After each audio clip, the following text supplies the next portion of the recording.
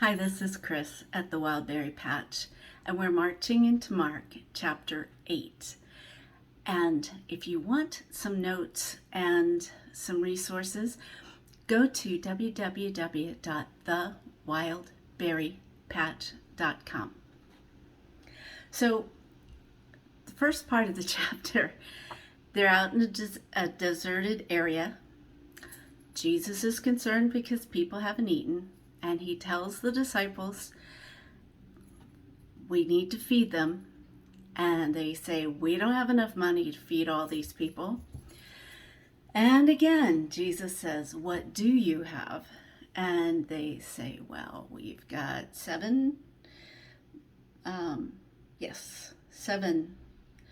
loaves of bread.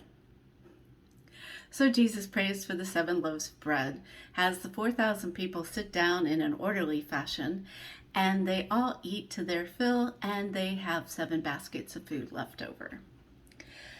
So the Pharisees, having just seen this, ask him for a sign, and he goes, you're not going to get a sign other than the sign of Jonah. I've got a link about what exactly that is. So then Jesus mentions, he says, beware of the yeast of the Pharisees. The apostles forgot to bring bread with them. So they're like, he's talking about the fact that we forgot to bring bread. And Jesus is like, what? Do you not get it yet? Do you have eyes and not see? Do you have ears and not hear? Do you not remember? And he goes over the 5,000 and says, and how many baskets? 12. And he goes over the 4,000 and how many baskets? 7. Don't you understand yet? I would probably be stupid too. Then they go on and people bring a blind man to Jesus and ask him to touch him.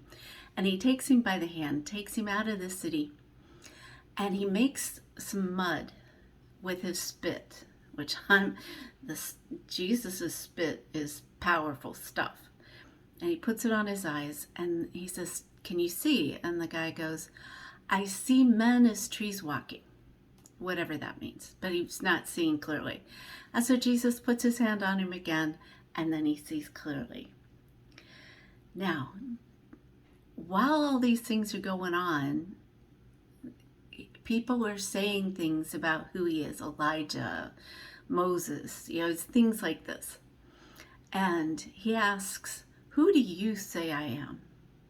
And Peter says, you are the Christ, the Son of the living God. You are the Messiah. And Jesus said, you didn't come up with that on your own. You got that from God.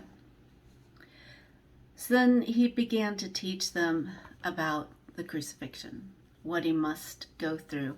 And Peter goes, oh no, I rebuke that. And this kind of gets me, kind of like some of the churches where anything that doesn't seem right, I rebuke that, or I don't receive that, and whatever. Jesus turns around and says to him, get thee behind me, Satan. You don't know what you're talking about. Wow. That's pretty powerful. But Jesus is talking to them about counting the cost. And he says, if anyone wants to be my follower, he must deny himself and take up his cross and follow me. Jim Elliot, a martyr in the 20th century, he has a quote that says, he is no fool who gives up what he cannot keep to gain that which he cannot lose. So let's decide to save our own lives by giving it up for Jesus. The Lord bless you and keep you and make his face shine upon you and give you the peace that passes all understanding and keeps your heart and mind in Christ Jesus. I'll see you next time. Bye.